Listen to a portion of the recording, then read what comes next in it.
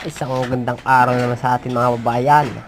Samahan nyo ako at gagalain natin yung nilagay namin ng glass. Yan nga po pala yung project ni Boss Romel.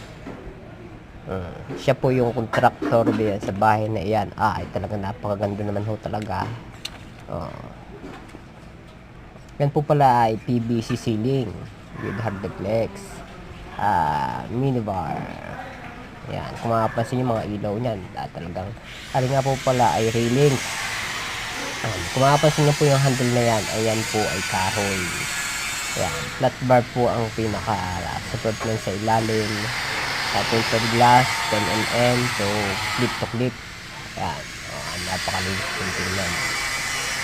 Stainless pang po tingnan. Yung mga step po niyan, mga po pala mga kaibigan ay varnish. Ayan, ganda ho ng ilaw.